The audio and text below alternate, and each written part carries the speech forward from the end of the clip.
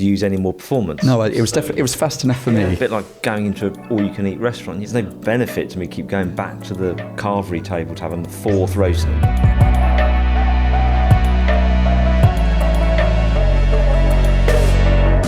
Welcome back to the Evo podcast, which episode 6, my notes tell me. This week, joined by John Barker and Dickie Meaden, and back in his usual seat is James Taylor. He's not a guest, he's staff. He's here. He's back this week from racing holidays. We all good, gentlemen? Apart from the plague, since coming back from Ecoti, all good. Yeah, post Ecoti COVID, which was nice for you. Yes, 4 flights in a week. So you're bound to come back with something, aren't you? Yeah. Which I definitely have.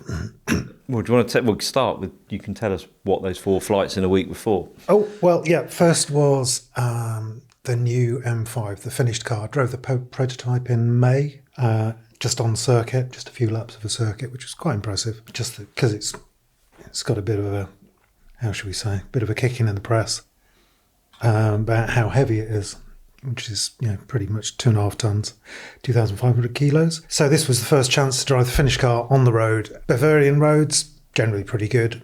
But the thing was, it does disguise its weight pretty impressively. Yeah. And I think there's 3 things that do that for it. The steering is very responsive, so the car doesn't feel its mass when you try and turn it. The brakes are fantastic, so you don't feel its mass when you get on the brakes. And the damping's really good as well. So it actually controls its weight in all the right ways that you want it to. And it's about a bazillion horsepower, which probably also helps. Yeah, it's a lot of horsepower. But, everybody was sceptical, including me, that it would actually not feel, or that it would feel too heavy, but it doesn't. Yeah, I drove similar prototypes to you, I think, in Wales back in July, just briefly on those roads, and it does that cliche thing of shrinking around you, although not enough, because the Transit still managed to take a mirror off it on the road coming out of Betsy Coed, because it may feel like it's small, but it's still a huge car, isn't it? You can still very quickly come unstuck of just its bulk. Yeah, there's some things you can't get around, and the scale of the thing is one of those. So yeah, that was impressive in that respect, and then went on from there, got a flight from Munich to Sardinia for the Aston Martin Vanquish launch, which was spectacularly good. What, Sardinia or the car? The car, actually. Well, both were pretty impressive. I've not been to Sardinia before, but the car really, I warmed to it very quickly. Sounds like a V12, which I understand is not the case with the Ferrari. That's obviously the key rival. But yeah, it ticks a lot of boxes. It looks fabulous. And can you feel, because this is the 3rd car in the reinvention of the sort of existing lineup, can you feel the evolution from a DB12 to a Vantage and the Vanquish having all the best bits but better? I think perhaps the brief for the Vanquish is slightly broader than it is for the other 2. I think because it's the same damper tech that's on the DB12, and I feel you could get to the same result sort of in terms of ride quality with both models, but they definitely went for it with the Vanquish. They wanted it to have that GT sort of epic drives, no stress feel to it, and they really nailed it. But it's still got that performance you expect of the headline car. Yeah, it's monster. It's monster, and it sounds phenomenal as well. That's good, because it's getting harder to make a V12 sound as evocative as you want. I'm not sure how they've done it, and Ferrari haven't, because Ferrari are usually pretty good at confecting a really good noise. But yeah, it ticks a lot of boxes. Yeah, really, really impressive car. And you came back with the Lurgy. Yeah. Yeah. You sound like a V12 as well now. Yeah. Well, thank you very much. James, what have you been up to? So I've been driving a different BMW at the other end of the scale. I've been driving the new M135i, so the renewed M135i, which has been kind of updated, new style inside and out. It's okay. It's not life-changingly good. I'd be lying if I said I was itching to drive it again. It's kind of very competent, and it maybe feels a little bit more involving than the last one, but it doesn't feel like a particularly remarkable hot hatch. And there's aspects of it that are really quite annoying. It's got this really fancy new dashboard with all kinds of ambient lighting kind of displays on it, but they reflect in the windscreen and the mirrors while you're driving, so you're kind of being distracted all the time. And everything's through the touchscreen. I won't bang on about it, otherwise everyone will be reaching for their own touchscreen, listening now to switch me off. But everything's through the touchscreen, and it's really annoying. What they would do if they knew how to turn anything off. Yeah. Stabbing randomly. There's lots of people now with heated seats on that they didn't expect. Yeah. Well, this one, the heated seats are through the touchscreen now. There's no switch for them anymore. So it's no, it's good, but not remarkable, I think. It's because it's heavily based with the Mini, isn't it? The new Mini, which they seem to allow the Mini to be a Mini, but you've based the BMW on a lot of that platform and a lot of that powertrain stuff, which means the BMW can't be what it needs to be because it's starting off as a Mini. Yeah, and certainly the interior architecture, you can feel that all the ergonomics are really similar to the new Mini.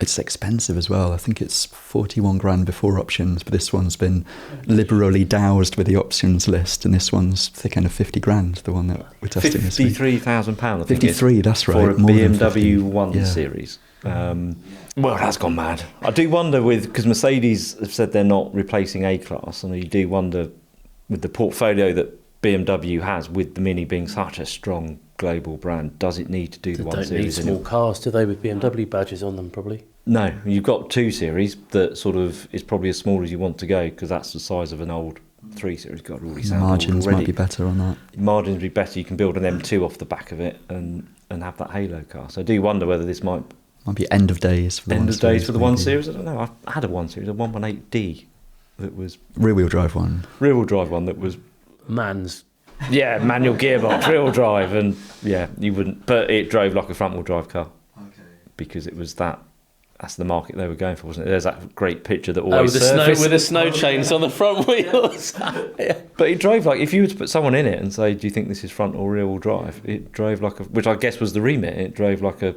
A3 or a Class or a Golf or anything else. Yeah. Partly why they went transverse front engine in the end, wasn't it? Because none of the benefit, they had all the disadvantages of making a rear-wheel drive car, and customers didn't even realise it was rear-wheel drive. And, and for that market of car, the rear seat space and everything was compromised because of transmission tunnels. So, consumer advice there from us. Who would have thought? Should we get back on track with some get back on something else? Dickie, what have you been up to? I'm not going to give any consumer advice at all. I've mostly been feeling ill, but if I'm going to get out of bed, it's for a Pagani. So I've been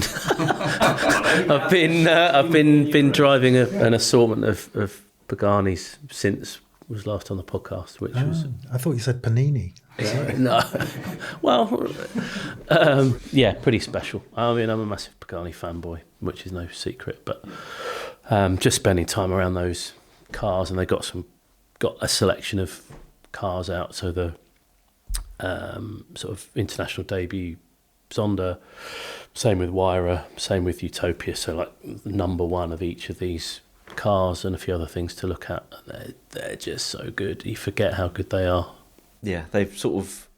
Well, we'll come on to it later, won't we? But they are that jewellery hypercar, aren't they? They're not trying to be anything else. They are confident in what they want to be. They're so tuned into what they want to do, and I don't think they really look around at what others are doing. They do what they do, and their customers love them for that. But the partnership they have with HWA for their engine supply, so they've secured the supply of effectively their own V12 engine now. And Utopia comes with a manual transmission, which high proportion of the cars have been spec'd with, and you sort of wonder how that's going to work with that engine in a car of that size and contemporary supercar hype. I don't know, is it Pagani a hypercar or a supercar? I don't know.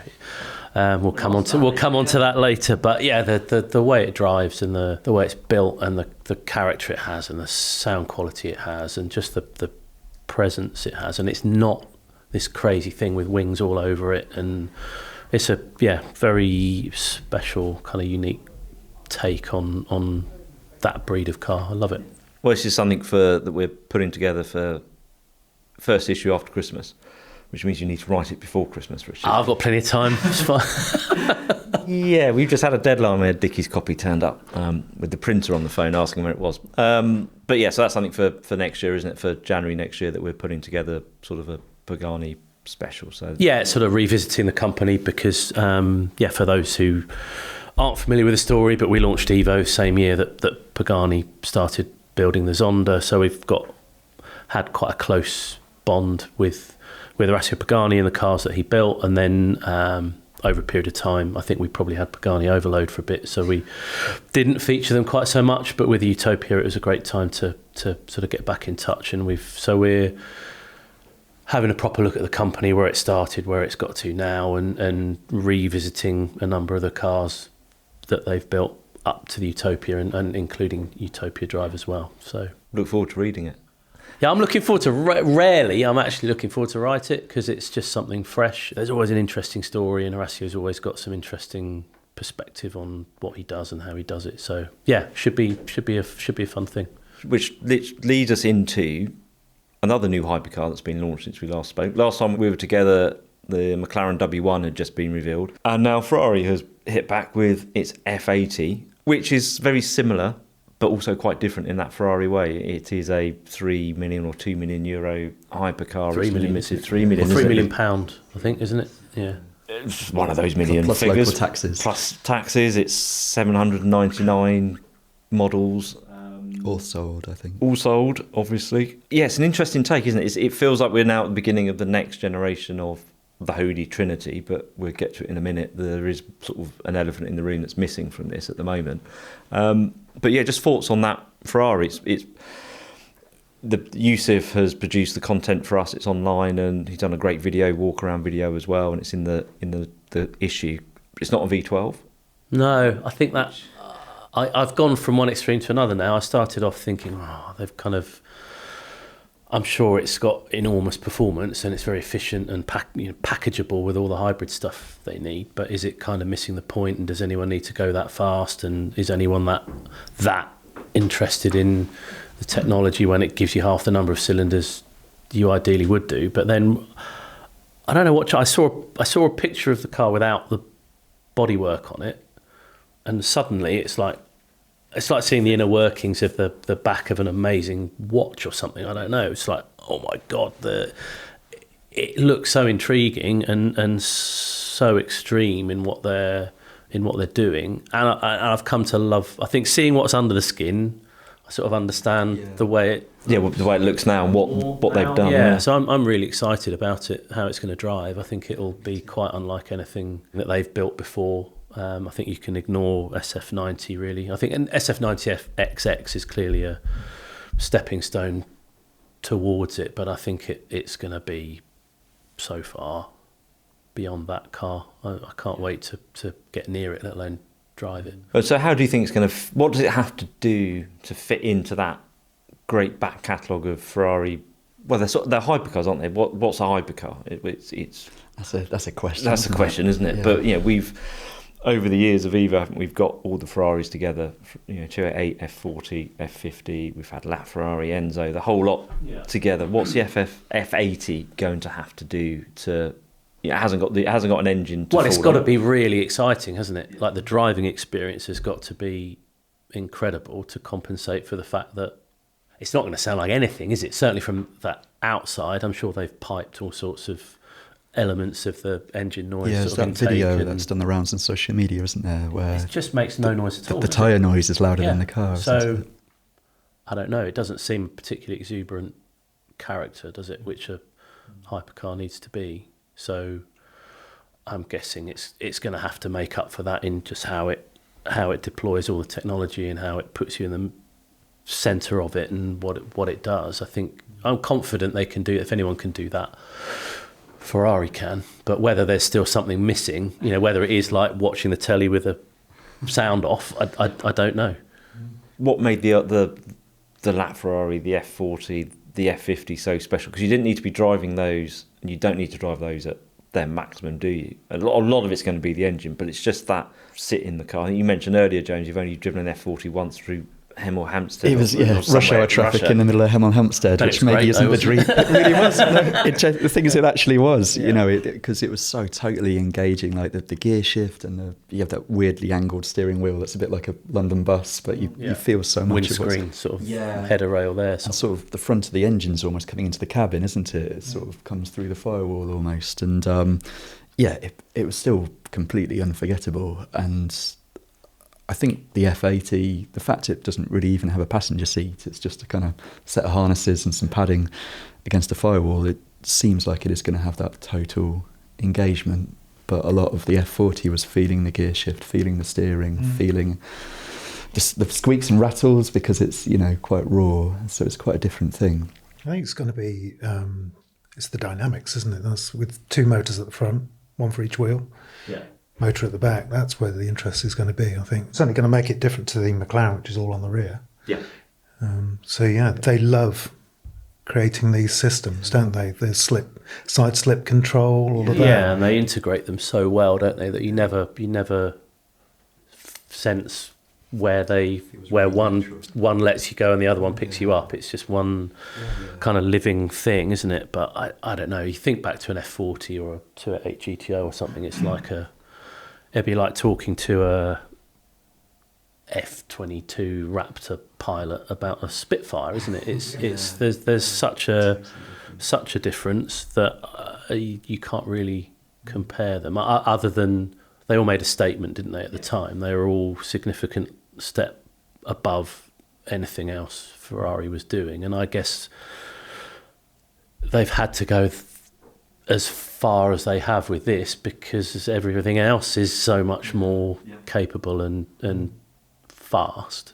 I mean, it's as clear. There's a lot of 499 in the F80, particularly in the engine. They've taken learnings from the wet car. That'll be fascinating, won't it? Because we're used to a V6 Ferrari now with a 296, and it's quite a nice engine. Yeah. You know, it's a nicer thing than the equivalent McLaren engine, but it feels it's a production engine, isn't it? It very much feels like a production engine. Whether the F80 is going to have a bit more sharpness and just that kind of, and then the way they integrate the motors, because it's got the 3 electric motors as well. So that's the thing. There's not going to be any sort of holes in the performance because the engines, the motors are going to fill all the gaps. It's remarkable, though, isn't it? The V6 is more powerful than the LaFerrari V12 was, isn't it? It's 300 horsepower a litre or something. 300 horsepower a litre, yeah. 888 horsepower just from the petrol engine. That is with turbos, so... It's cheating, really, isn't it? We were talking about other cars earlier, but the CX-75, the stillborn Jag, that was 502 horsepower from 1.6. So that was a sort of stillborn F1 engine, wasn't it? Yeah. So if Ferrari, anybody can do it. Ferrari can do it, can't they? Massive horsepower. Yeah, I think it's just a shame. I think it is a shame that they're so well. From what we've seen in the infamous Instagram videos and stuff of it, it seems to have so little emotion about it. You sort of wonder whether those cars have jumped the shark a little bit now, because the motorsport regs they're slightly apologetic, aren't they? And they're very advanced and they're hugely efficient, like most efficient internal combustion engine there is, isn't there, in Formula One? But they're not particularly exciting things, mind-blowing technology. But you'd rather listen to a V10 or a V12 or even a V8, to be honest. And I think supercars, there's been a bit of a crossover now, hasn't there, between, do you have something like a Murray T50 that is kind of willfully a bit of a Luddite thing, isn't it, really? Self-consciously not about the technology. But I don't know how comfortable it's sort of almost like it's contrived. I'm sure it's an awesome thing to drive, but I've always felt supercars should be pushing things forwards and there not be retro, exercises in retro. The trade-off between technology and involvement, isn't it? As if you lose some involvement with the technology. But but nobody has to. You buy these things for pleasure, don't you? And for the emotion they bring, and I'm sure for the upside in value at some point, and that's corrupted the whole scene anyway, hasn't it? But I do wonder now if there's so much noise around the Ferrari only having a V6, and that's a massive prejudgment, isn't it, until you've actually driven it. And I'm sure if you're one of the customers that's got one, you're going to be super excited about owning it, but it's how does it remain a real iconic car like its predecessors have, or will it suffer from SF90 syndrome a little bit and get overtaken by the next thing? It's McLaren were very clear that they wanted this out and out performance, and the engine, all new engine, but instead of V8, and the electric element was all torque feel and all performance based. You do wonder how they're going to drive comparatively, because the McLaren, on paper at least, and talking to them, feels and sounds like a very raw car. James and I were having this conversation before, because we've spent some time in the 750S recently, and certainly on a track that was enough of a handful.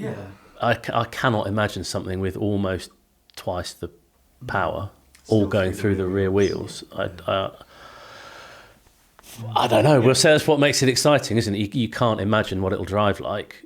But as you mentioned a minute ago, isn't it, the Ferrari will have all the systems, and how seamlessly Ferrari are able to blend all those systems in. It'll have torque vectoring, I guess, on the front axle. Well, if John's been blown away by an M5 that weighs basically twice as much as the Ferrari does, but that's employing the same, effectively the same kind of tech in a very unsuited platform, really. Then if you've got something that's been built purely around that tech, with all the advantages of the layout of the car and the construction of the car and the aerodynamics of the car, it's going to be stunning, isn't it? But what you gain in performance, you lose in emotion, versus the McLaren, I guess that's that's their roll of the dice, isn't it? They're planning on it being that bit more involving, but I can't imagine switching all the traction control off. Absolutely not. But you probably, I don't. Again, it's prejudging it, isn't it? Well, Aston will ask you to turn everything off because they want one more drift obviously, shot. a bit more smoke, a bit more angle. Could you do that in mid-air next time? Yeah. No, I think it's fascinating, isn't it? I think, yet again, we're more than a decade more cynical than we were the last time all these cars came around, and yet we're still excited about them, aren't we? And the promise that they are making, when I think back to driving a P1 or a LaFerrari or something, they were stunning cars at the time, and quite a big step on from anything that had come before. And the latest generation of stuff is going to make those feel like dinosaurs, I should think. Everyone sort of gets a bit cynical about these hypercars, don't they? Oh, it's another piece of unobtainable. No one's going to drive it. You're never going to see them. Where you're going to use the experience and experience its performance. But we're all really excited about driving them, whether individually or together, as we were 10 years ago with trying to get all three together, and 918 and P1 at Anglesey and stuff. They are. You just even when you see them, no matter how hard your exterior is towards these cars, and you desperately don't want to like them. When you see a hypercar, whether it's at a concours event or in a car park or wherever, you can't help but be impressed and blown away by it. It'll be interesting, because the sort of holy trinity were three completely different cars, from all aiming at the same thing, and it seems like certainly Ferrari have taken one route and McLaren have taken a complete opposite route this time. And Porsche haven't. Well, they've taken a route with Mission X. Yeah, I think they might have done a quick U-turn and be heading off in a different direction now, I suspect. I don't know. Because I think it was 2025 we were possibly meant to see a production version of that when the car was launched last July. We'll have some angry person from Reading or Stuttgart, I'm sure, on the phone. But yeah, certainly I know we've heard between us or spoken to friends who are sort of part of quite a tight circle of Porsche customers, and they were all spoken to early this year, might even have been late last year, about their level of interest in a Mission X, like a production Mission X. And certainly all the people I spoke to said not interested in that. No. But that's the market in general. That's not a Porsche thing. It's not Porsche specific, is it? No, we've seen it with Mate Remix even come out and said, my customers don't want EVs, they want ICE analog cars, hence why the Bugatti's got its Cosworth engine. I think it's a little bit with Porsche, if they're so committed to electric volume sales that they're like, oh my God, I don't want to hear this. But I mean, what they come up with, I know a particular friend of mine had said, well, I almost don't care what the internal combustion component is, but I don't want a purely electric thing. And could you do productionized version of the V4 that was in the 919, because I think everyone, particularly with Porsche, everyone loves the connection between motorsport and their very top end. Well, that would be the natural timeline progression, wasn't it? Because Carrera GT was a stillborn Le Mans engine, V10. 918 was the V8 out of the RS Spider. So yeah, the next logical step is a 4-cylinder out of the 919. Having driven a 919 LMP1 car, I think it'd be a hideous engine in a street car. It'd be awful. Yeah. What, from the sound? Just a hellishly waspy kind of like just an angry, raspy. It's just a propulsion unit, really. And it sounds cool in that car with all the regen going on, and it's part of that experience. But I think you'd be quite disappointed if you had to live with that, because even 918 Spider, that was quite a harsh. Sounded amazing, but it was either quite harsh or so loud that it made the car quite unpleasant to be in. So I don't know. What do they do? The number of cylinders is such. It sort of seems to be such a baked-in part of what a supercar or hypercar needs to be, and Porsche kind of get around that a little bit, don't they? But I think that's why there's a ceiling to how far they can push their street cars, because of that limitation, and they've gone over that with a Carrera GT, didn't they? Yeah. Which is why it's still everyone's favourite, probably bucket list Porsche, isn't it? But it was also that very much last purely analog super or hypercar, wasn't it? Manual, naturally aspirated, and then we went into it was the last P1. Genuinely analog, wasn't it? Yeah. When they had at that, do we embrace technology, or do we have a definitive? To our earlier point about the GMA, that's what I mean. Well, they didn't.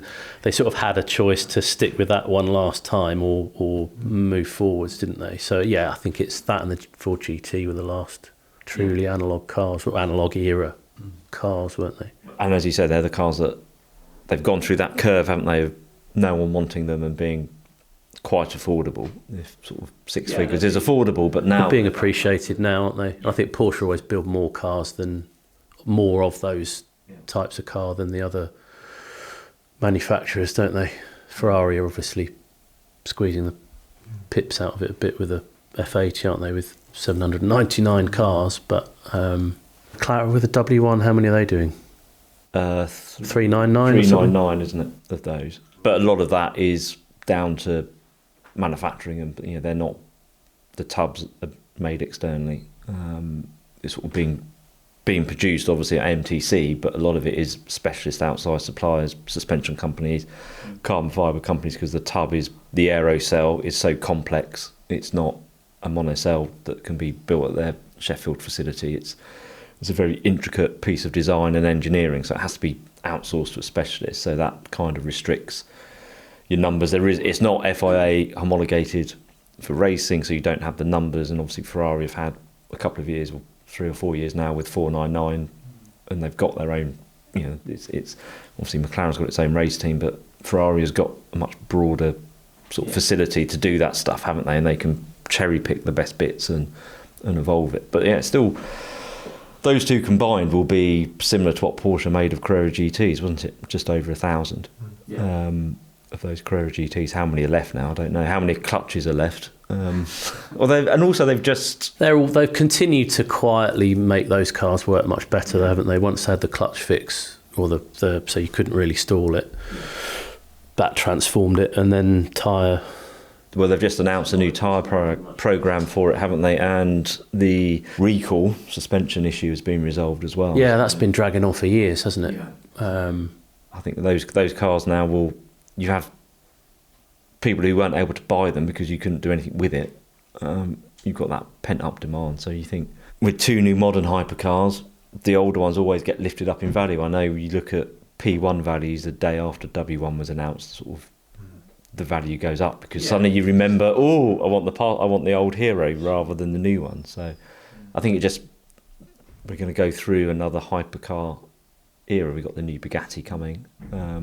What the guys at Pagani are building, obviously very different numbers. Yeah, and we've got Valhalla as well, haven't we? Which is probably the closest to what we've seen with Ferrari and McLaren. Kind of slots into what the 918 I think was. that'll sit where Porsche would have sat, I think. So it's exciting having a new brand come into that market. It's a different I think, Holy isn't Trinity this time, maybe. Yeah, and you know they've got Formula One pedigree now, haven't they? And that's starting to feed into what they do with certainly cars at a Valhalla level. So it'd be interesting to see what that, because that's kind of a combination of McLaren-ish ICE powertrain with Ferrari-esque hybrid powertrain across both axles. So it's without precedent, isn't it, that car? Valkyrie's Valkyrie and kind of exists in its own world, doesn't it? So I think Valhalla will be... Yeah, because Valhalla's going to lead into other stuff into the Aston Martin range. I think that was always the plan, wasn't it? As you say, Valkyrie was a standalone kind of mad project. I think if you speak to anyone who's had to deliver it, there's not going to be any connection between the two apart from... I think Valhalla was supposed to follow on more quickly, but I think where supercars used to broadly be the same thing generation after generation, didn't they? And then in the last 10 years, say, since the Holy Trinity and now the next batch of cars, to try and pick your moment when you fix the specification for a car to come in as the next gen from there, you could a year too soon and your car would seem obsolete before it's launched. So because the smaller independents, you call them independent, the Koenigseggs of this world, who don't have that broader kind of product mix and backing, they have to launch it when it's ready and when the customers are there and stuff. Where do they fit into this whole hypercar sort of thing? Because we always talk about the Holy Trinity, we will talk about Ferrari and what McLaren's done and Porsche. I think they've always been outside of it, haven't they? Pagani and Koenigsegg, and latterly Hennessy maybe with the F5. They're like a different Holy Trinity almost, and I think Bugatti sort of sit closer to them than Ferrari, McLaren, maybe Aston Martin and Porsche. I think the marques that have a really high level presence in motorsport seem to, that kind of gives those cars, credibility is possibly the wrong word. Well, they don't have to go for the maximum speed, do they? But they've got that focus, haven't they, and that draw that you're buying into all of their success. You know, Ferrari being the obvious one with 2 Le Mans wins and, you know, currently a resurgent Formula One team. So that's where the desire is there. Well, yeah, it looks like this year Ferrari and McLaren are fighting for the Constructors' Championship in Formula One. Which is really exciting, isn't it? I think if, you know, I know Aston Martin have had a poor year this year, I think because they've just looking to the regulation changes, but you see the resources they've got at the factory. Yeah. So you could realistically have those 3 brands being right at the front of Formula One, which is super exciting, isn't it? If they've then got platforms to let that filter through into their road car stuff. Yeah, it certainly helps. It just brings it all together, because the McLaren F1 back in the day, there was a successful Formula One team, but in last 10 years, McLaren have had P1. They've launched an entire family and portfolio of super road cars. Yeah, the road cars have been making the headlines, haven't they? Not the race team. And the race team has sort of was just through that sort of nadir time of just, God, this is embarrassing. Sort of Fernando sat on a deck chair, but now they're realigned, aren't they? And you need that sort of magic dust, sort of fairy dust sprinkled over it to bring everyone into it. And we haven't seen the Red Bull either, have we? No, we've seen a model of it, haven't we? Yeah, James and I saw it at Goodwood. But I think that's more Valkyrie, isn't it? It's sort of beyond, makes Valkyrie look fairly normal, doesn't it? So I think that's almost a... I don't know. So it's an outlier, isn't it? It's an extreme outlier. Totally, yeah.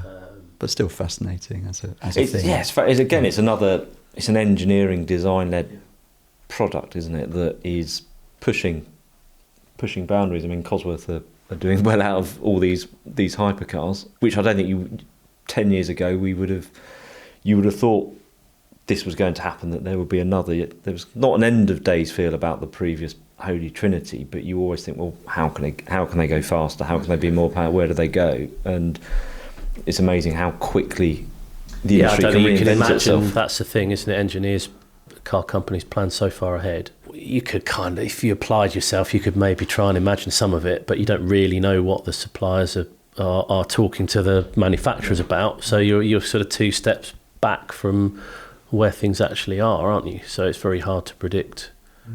Aside, forget about legislation and who's allowed to make what and sell it where. And no, I think it's exciting. I think I'd sort of been a bit down in the dumps about the whole thing, and it's weird to get excited due to a load of cars that a tiny fraction of people will ever. It's what they represent, sit in. isn't it? But yeah, I think it does. Yeah. It's the heartbeat of those companies, isn't it? I think those cars, the fact that they can still bring themselves to do it and deliver them when they're ridiculously complex things now. Yeah, and they're complex things to design and manufacture, let alone get through all the legislation, which you would have thought from the offset would just kill all of these cars. Someone would be sat around the board table saying, we're not doing that. Look at what we need to do. But the fact they push themselves to get through because they need it. There is that. They function as a halo, don't they, for the whole brand? Whether it's a blind alley or not, I still don't know. You've got them doing that, like the proper moonshot type stuff, and then you've got Gordon Murray doing GMA doing their thing, which is totally antithesis. I know they're massively oversimplifying the task that they've had, but building the cars they're building, it's a totally different world, isn't it? The simplicity and purity of that car, all the effort's gone into taking all the way out of it, hasn't it? Not adding all the technology. And I honestly, hand on heart, I don't know which. If you had a GMA T50 there and a F80 Ferrari there, and you drove both, I don't know how where my heart would. Yeah, they'd be mind-blowing in different ways, wouldn't they? Or whether they can coexist. I think we just like to always have what's the best, or we'll always be asked by people, won't we? What's better, that one or that one? But going back to the emotional side of it, a V12 starts off at such a higher level than something like a quiet V6 in the back of the Ferrari, and a lot of people. I mean, can you imagine? We talked about the horsepower in the W1, the horsepower in the Ferrari. How many people are actually going to get their toe down in that car? How often are you going to transmit all of that 12-inch horsepower to the road? Whereas you probably don't have to do that in Gordon Murray's car. You can probably still enjoy it. No, you'll smile as soon as you start it up, won't you? And you'll be feeling good about it whilst you've driven one, haven't you? Yeah, it's an occasion from looking at it to getting in it to starting it up to. And just the noises and the sensations, you don't have to be going quickly, but that's same to your F40 experience. It's just the sensations around you from gear shifts to noise to the cabin getting hot, because they've all got quirks of all those things in a normal car that work, and climate control and windows that have don't boil the inside of an interior. All these hypercars have all these quirks, but all those things just you forget about them because of the sensations, the noise. But the thing is, if you say the F80 is as quiet inside as it sounds from the bit of footage that we've seen, you'd feel slightly obliged to lean into it and go for it to actually get something back from it. Like feel slightly intimidated by the car, but unless you're actually using some of the, the front end performance. If you got your, I think maybe they're all. We've complained about it for years, haven't we? This sort of merry-go-round of big brands can only replace a car with something that's faster, more powerful, and none of them have been prepared to step off. GMA they weren't on it in the first place, whether they could just make a statement and do their own thing, and that has its own appeal. But in a sense, that's Gordon Murray's trajectory. Absolutely, but you sort of think, well, the manufacturers have got themselves in a position where, Ferrari, I should know all these stats off the top of my head, but how much power is a 296? 800. 800 horsepower. Yeah. It's absurd, isn't it? What's that? Yeah. Nearly twice what an F40 was. So where they don't have anywhere to go from there, do they? They can't suddenly say, well, actually, those are the cars that we sell through our showrooms, and then we're going to build one that's 700, the same power as a GMA, but it's going to be 3 times as much as the 290. I don't think their marketing teams could really comprehend how that would. I've had that very conversation with the CEO of a supercar company. Said, why does your next car have to be more powerful, faster than the existing one, which no one's ever stepped out of and said that needs more power and needs to be faster? And he's very honest. If I presented to the marketing team that our next Halo car is going to have less power and less performance, but it's going to be lighter, better to drive, more efficient, and from a business point of view, more profitable, because we're not going to have to throw all this stuff at it, and they would just laugh me out the room, because it's much easier to sell. Bigger is better. Well, everyone's programmed to think that, aren't they? Largely, but I wonder if you assume, there's a proportion of the people that buy hypercars are doing it because it's an asset. It's become an asset class, hasn't it? It's not something that they may be desperate to drive, or it's somewhere to put money. But if you ignore those and you just selected the people who are buying them because it's a car they want to drive, I wonder how many of them, once they've done their customer track day and they've done the road trip they want to do in it, how many of them would actually hand on heart say, I prefer driving this to my F50 or my... I don't know. That's a very good point, isn't it? The market has changed. The manufacturers have realised they had to change the whole proposition of buying a hypercar, because what we would maybe consider the original hypercar, the F1, they couldn't sell them all. So they cut production. So you're now marketing these cars at a very different. If different markets, if you had the people that actually want them because they're car enthusiasts and they're going to drive them and they're going to use them and enjoy them, there isn't a business case. So you're not building the car for those people. You're building the car for those that will collect them. I've contradicted myself in the first place, haven't I, by saying I was uncomfortable with GMA doing a sort of almost like a nostalgia trip supercar, and supercar should always push things on technologically and everything else. And I suppose the current technology is such that it makes them more powerful, and I don't know. It's a total conundrum, isn't it? I think now it's like everything's been shaken up, and it's just where it's all going to settle now. Whether people end up preferring the ultra powerful, ultra high performance things that you can only really drive on track, but then they're not track cars, so they won't feel as good as I don't know. This is almost where you get the hypercar and supercar conundrum, kind of. Which... But the line is where you can't use the performance on the road. You can't use 1200 horsepower. You can't really use 800 horsepower, can you? Well, that's what I'm not saying that 800 is the cut-off. I'm saying it's probably somewhere around 600, 650 maybe. And that's a supercar. And then a hypercar it's all hyped up, but you can't use it. It's so hyped. I mean, I know we've discussed this before, haven't we? But like in fact, a million years ago when you built your Capri and I did my Caterham, it was 300 horsepower per tonne, wasn't it? Is what we were, because that's what we felt was the absolute sweet spot, because it always feels quick. Yeah. And if it's a heavy car, then it's going to be impressive because it's got bundles of power, and that nothing's really changed about that, has it? That's still, if you drive a car that has around about that power to weight ratio, it's good fun on a track, but you can exploit a lot of that performance on the road. Anything more than that is a waste. John, you'll get to experience your 300 horsepower per tonne Capri one day. It's all progressing, Stu. It's all progressing. We've been on group tests where I can remember chasing somebody in I don't think it was you, I think it was Henry, in a 911 which had 500 horsepower. No, I was in the 500 horsepower 911. He was in the 700 horsepower Pista. And he couldn't get away because there's only so much you can use. Yeah. So it's a finite amount that you can deploy on a decent road where you want to drive. So 1200 horsepower.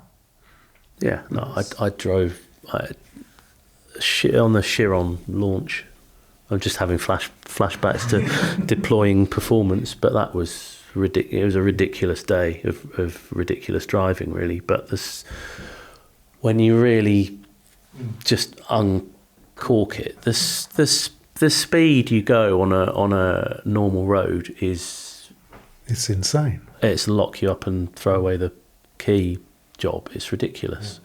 Yeah. And yet they do it. I think what people don't appreciate about the really, really fast cars is they drive a normal car and it takes them about half an hour to row it up to 100 miles an hour. And in a super quick car, you're there and back before a normal car would have got to 60, aren't you? So you can theoretically use lots of performance in these cars, can't you? But still, there's still that much that you're not even tapping into, which I think is what we've struggled with for a long time, isn't it? All you're getting with the next generation car is even more of that more frustration, performance reserve, which you'll never exploit, and all of that comes with more weight and bigger tyres. And well, it's where I think the electric hypercars have fallen flat completely, isn't it? Because it's their USP, their sales pitch is 2,000 horsepower, but no one can comprehend where you're going to use 2,000 horsepower. I mean, you drove the Navara, didn't you? Yes. Did you? Yeah, quite briefly, but yeah, enough to. It's dizzyingly. It's unpleasant, isn't it? I know it's been said lots of times before, but it's a horrible experience. Yeah, You literally can't. Yeah, and with the lack of sound, you feel a bit kind of disorientated by it as well. Instant sort of travel sick.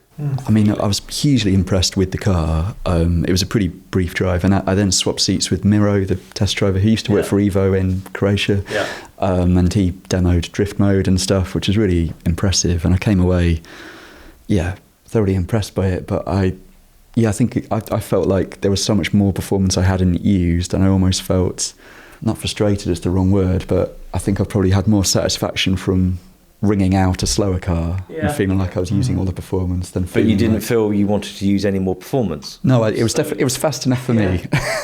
So you've got this sort of stuff that you don't need to use. I don't know. It's a bit weird, isn't it? It's a bit like going into an all-you-can-eat restaurant. Yeah, but I know how much. How hungry I am. There's no benefit to me keep going back to the carvery table to have a make fourth yourself roast. feel ill, much like in an electric supercar. Although I did see, and it's the first time I've seen one on the road, an Avaya In the wild. Was it somewhere near Hethel, possibly? It might have been on a road that, if you were to turn around and go the other way, would take you to Hethel. It was clearly coming from Hethel because it was on the M11 heading south. But it was bright orange, so you sort of saw it coming towards you, think, oh, that's an Amira. Oh no, that's an Avaya, because the Amira was behind it. Yeah. But it's that. It was more a shock of, I've seen an Avaya on the road, and it's a car I've almost forgotten about because Lotus have been very guarded about who can drive it. We just need somebody to force a full disclosure, don't we, on how many of these things have actually been sold? Because like Pininfarina Battista, the Rimac, Lotus. Because you get one extreme to the other, don't you? They're either, yes, there are a few slots available, but we've sold most of them. To some other people say, I haven't sold any, and I almost don't care whether it's one or the other. But it would be nice to know, because it's such a difference from Ferrari say we're going to make 799 of them, and we've sold them all. And that might be the case, it might not be the case, but it probably is, isn't it? Because you see them, if you have an interest in cars on Instagram, you see those sorts. The people that own them post footage SP3 of them. Daytonas and stuff are out there being used, and you never see anyone posting anything from a electric hypercar, do you? Which, considering how strident Tesla owners are, you think that your inbox is now going to be full of pictures of Avayas and Battistas. Yeah, bring it on. Let's see. I mean, it's that thing of they're almost concept cars that were built for the road but stayed as concept cars because they've got these such headline sort of chasing figures, and whether it's their performance, whether it's their power output. I think the Battista is the only one I've driven, which is a version of the Rimac, isn't it? But I spent quite a lot of time with the test driver, and it's absolutely mind-blowing what they do, because they're just constructing a whole behaviour of this car in 3 dimensions. It doesn't know what to do unless he's told it what to do, and then it does this. If you do this and this and this, it will do that. It's like car, isn't it? I cannot conceive of being able to refine something and have the capacity to be driving it on a test track, feeling like you're in some sort of centrifuge, and then think, I think I need to tweak this, that, and that. It's an extraordinary achievement, but and you drive it and think, yeah, that's spectacular, but I feel ill, and B, I don't really want to do it again. Going back again, there's nothing. If you're coming down the road towards a bunch of people, it could creep up on you, the Avia, couldn't it? You wouldn't notice it until it got level with you. Well, unless you've done a launch at the lights. But most supercars, traditional supercars, that's half of the deal is the sound of them. Everyone turning around. Yeah, but you see it coming in your mirrors, don't you, from a long way off? What's that coming? Or you'll see it on the horizon, or you'll glimpse it parked up, or you stop and turn around and go and have a look. Was that really what I thought it was? I mean, you'll get all that with the electric ones, but you'll just won't get anything other than that, will you? No. Mind you won't get anything other than that with the F80 if the... Good point. I don't know. It's the world is against these cars, isn't it, generally? I think. Yeah, the electric ones have been kind of... You almost feel like they've been and gone already without actually... Ever being here in the first place. And now we're in this new cycle of the Holy Trinity cars coming back, which is hugely exciting, I think, for all our cynicism and saying cars are getting too fast, too powerful. You just have that built-in desire to know what they're like, isn't it? And if you love cars, you're going to want to see them. You're going to want to know everything about them, whether you like them or not. You want to have an opinion on them. We've always said, whether it's EVs or whether it's hybrids or whatever it is, we've got to have a view on them. If they do set a sort of benchmark, which will then filter down into, to bring more feel and more of the things we want into the relatively more affordable supercars and stuff, then that's even more significant, isn't it? I think. I have driven a prototype of the Avaya, but this was going back to 2022, I think, and the car was in theory only a year off production then. It's maybe been a bit longer since. How much horsepower did it have then? Then that was running 1600 horsepower, they said, that prototype. No traction control. So is that the valet mode or limp home? And it was rear wheel I think it was something like 70% to the rear wheels, I think 30 to the fronts. But you'd be spinning a wheel without realising you were spinning it down the straight. It wasn't on the road, it was on the test track, I thought. But in a lot of ways it felt sort of like a normal car, because the battery is kind of where the engine would be normally, whereas in the Remats and stuff it's kind of more floor based, and the Avaya it's a kind of big, roughly pyramid shaped lump, so it was a bit like driving a V12 mid-engined supercar, I suppose, with a big heavy engine behind you, and it kind of behaved like that would behave in the corners. But I'd be lying if I said I had more fun in that than Annalise or something around the same track, It was very early days. It was a very rough and ready prototype, so I can't really judge it too definitively. But I think that's it's that desire thing, isn't it? If you had a GMA or a F80 or a Avaya parked outside, there's two cars that would be tugging at your heartstrings, or which one do I drive? I can only drive one of them. And I think there might be an intrigue level in the Avaya, but not at the expense of not being able to drive the other two, isn't it? It's the sort of thing you want to drive once, and then maybe once you have driven it, you don't really need to drive it again. But if it's not a great ownership proposition, is it? Though? No, not at all. Well, on that, shall we let you all have a break, and we will be back shortly.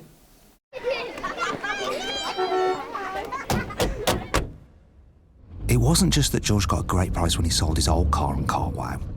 And it wasn't that he was able to compare prices on his new car. But it was the USB sockets in the back for the kids' devices, which left George to enjoy silence. That made this car change life-changing. Car change? CarWow. Visit carwow.com/verify for details. T's and C's apply. Welcome back to part 2 of episode 6, where we've been talking everything about hypercars, EVs, hypercars and hybrid hypercars. And a slight change of tack for the second half, because we're going to talk about a small electric hatchback, the new Renault 5 that Dickie was due to drive. Yeah, I'm gutted I didn't go on that. I knew it was bad when your wife phoned me. I thought, blimey, yeah, that's it's like some getting your excuse. mum to write a sick note to the teacher.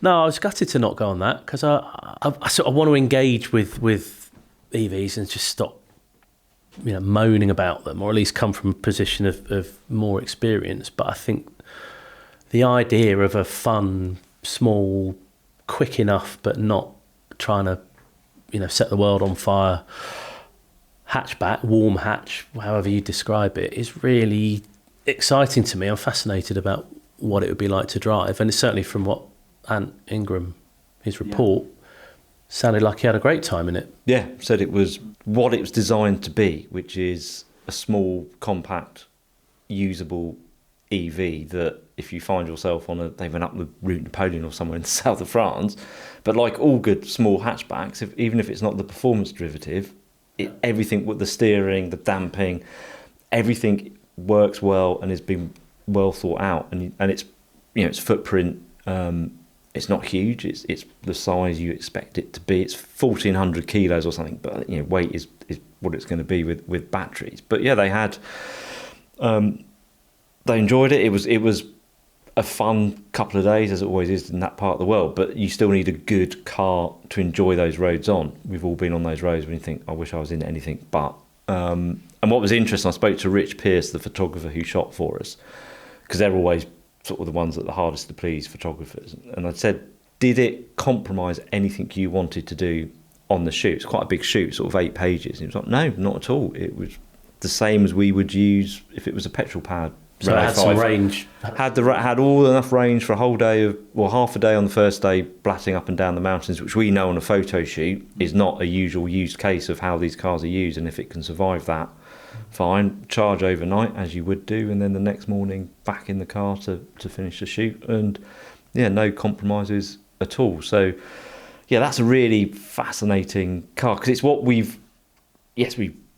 complain about EVs and stuff, because they are the first generation of them, weren't they? They're these big SUVs, slide a battery underneath. Well, they're not really aimed at us, are they? They're either... But they seem to be a quick fix to a problem the industry was faced with, and then they've evolved, but they kind of stuck on that bigger, better, as we were saying earlier, more power, 900 range, isn't it? Well, hopefully it'll, we've sort of seen all of our favourite hatchbacks, conventional hatchbacks, fall by the wayside, haven't we? Hopefully, if they can make sense of these cars, and I think the Renault 5 looks great. It looks fantastic. It looks such fun and just fresh. And I think that's it. And if it drives how it looks, then who isn't going to want one of those? So I think there's and it's something like £26,000. Still a lot of money, but it's more affordable than than it's not a 53 grand 135, is it? So I think if Alpine you've driven the prototype of that, so that's the sort of sister car, isn't it? Which is more extreme performance. But I think you drive that week after recording this. So that's right. So back towards the start of this year, drove a camouflage prototype on a frozen lake at the top of Sweden, and then I think it's next week. I need to check my diary, make sure I go to the airport the right day. But I should drive the production version then. So it'll be really interesting to see if that lives up to the promise, because it would be everything we've just said that's great about the Renault, but with a bit more vim and vigour and involvement. Well, Alpine certainly talked the talk, didn't they? I'm sure you met the engineering team and sort of senior management and stuff. But the same guys you've spoken to. Yeah, and I know that Alpine A110 is a totally different kettle of fish, but if it's the same people with the same mindset. And that's the car they benchmarked for throttle response and brake response. So it's really interesting where most EVs, they talk about, you press the accelerator pedal and it's a bit of a kind of sledgehammer of response because you want to impress people. They've actually wanted it to feel like the 1.8 litre petrol engine.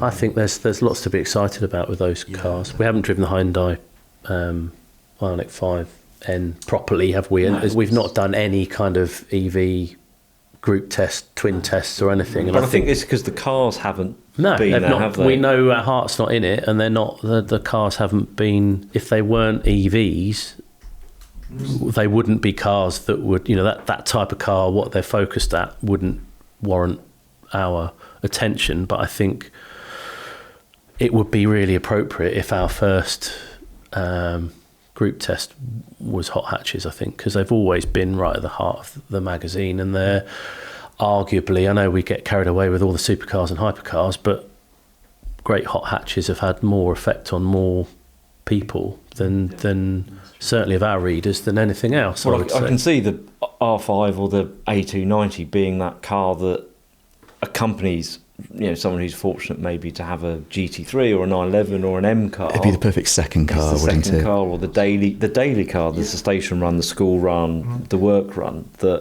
And it's the first one that probably fits that, because it's not 2 tons, it's not a crossover or an SUV, which is 50, 60 grand to buy in the first place. Well, if the Alpine is as good as we hope, it should be a next year's car of the year, shouldn't it? Yeah. The hotel we stayed at this year had charging points, so that would work. Yeah, but they should commend itself to that kind of acknowledgement, shouldn't it? It's a big aspiration. No pressure on that launch next week. I'm hopeful of that, at least, which I can't say. I'm really looking forward to driving it. Being about anything else other than Hyundai, maybe, but the 5 is such a. It's a big car. It's a big car, isn't it? So in my head, I don't really know where. But like the M5 fits. that you mentioned, John, it does drive like it's much smaller and lighter than it really is. So yeah.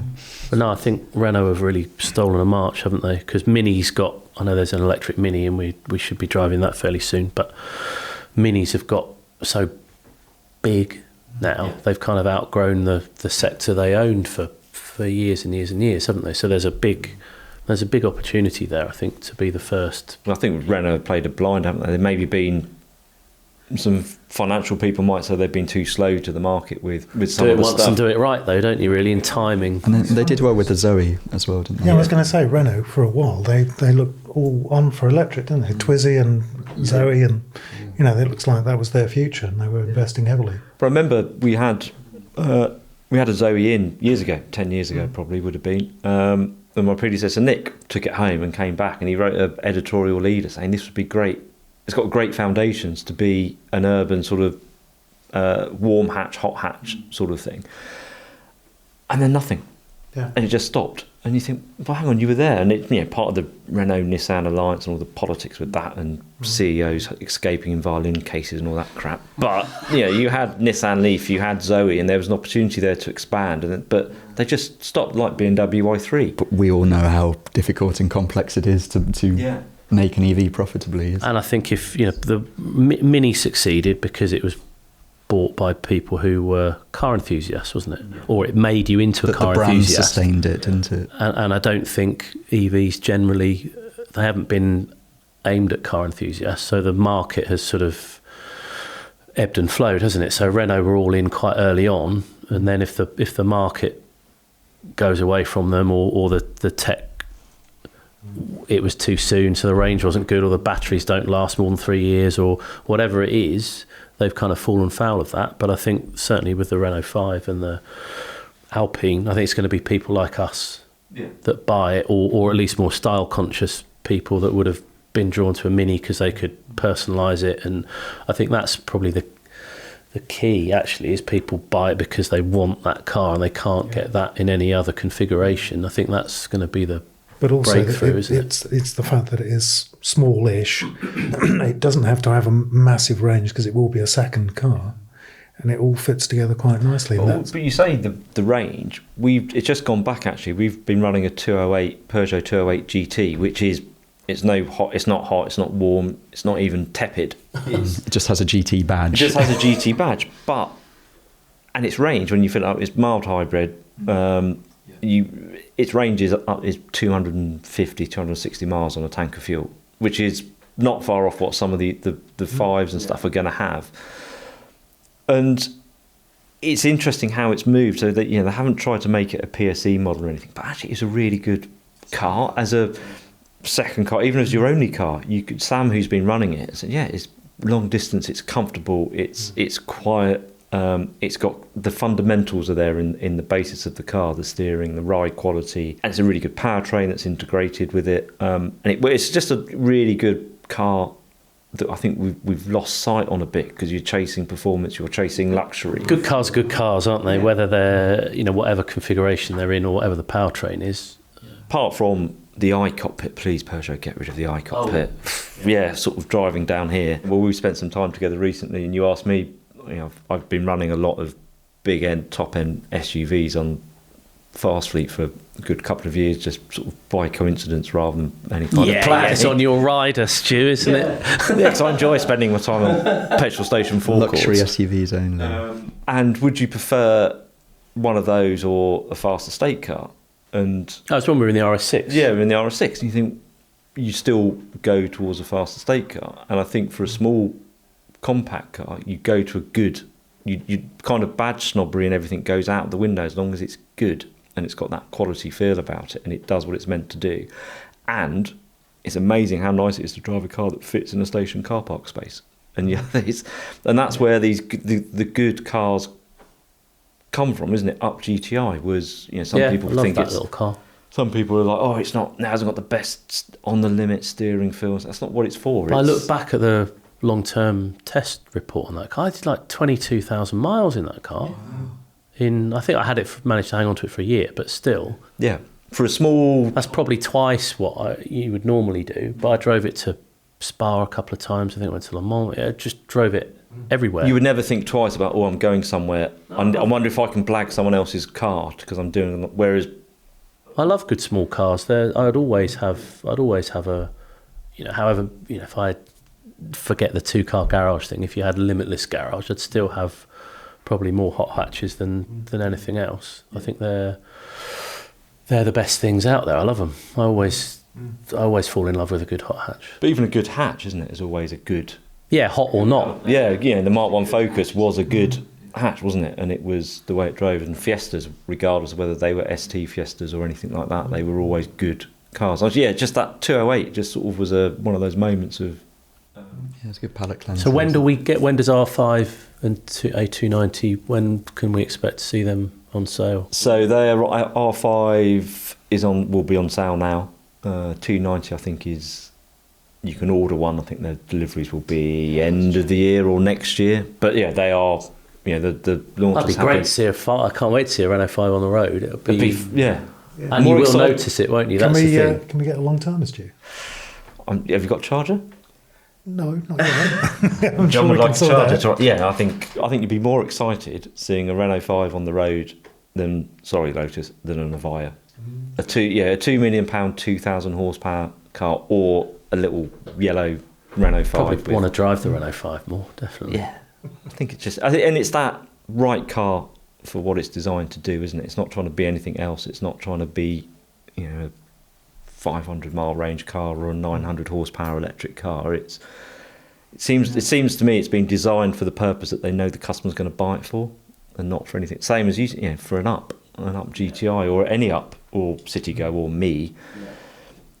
You bought those for a reason, and it's fit for purpose. And I think hopefully that's now where on the EV side the cars are going to be fit for purpose rather than just building them to get emissions down, which was very compromised cars, wasn't it? I suppose it's a proper generation of proper designed as EVs, isn't it? Rather than stopgap cars that have had powertrains applied to them that they weren't really designed for. Yeah. So, yeah, we're seeing the true. And we'll see the biggest one, won't we, at the end of the year with Jaguar, which will be fascinating. Oh, I don't. Yeah, that's a whole other podcast, isn't it? Jaguar, I think. But next year, I think it's going to be a bit of a turning point for a lot of people who have been against, not just against, but who have felt that certain powertrains aren't for them. Whether it's EVs, plug-in hybrids, and we were talking earlier with M5, the way the legislation is, an M5 now makes a very attractive company car because the benefit in kind, I think it goes from 28% or 32% you'd pay down to 18 or 15. Yeah.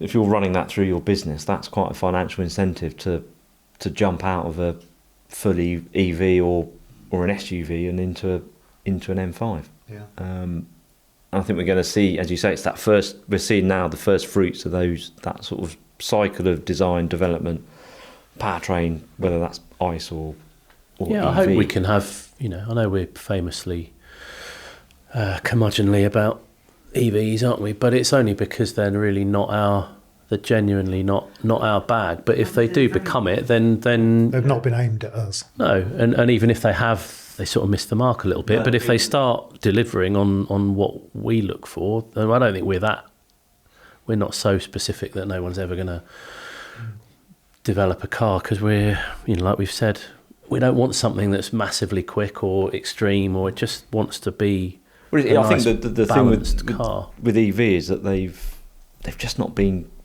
good enough. I think you can count on one hand, can't you? The good. Or the use case is so specific, like it works, but only if you do this, and then they're fine. But the Taycan is really impressive to drive. It's got, you can feel and sense that Porsche DNA in it.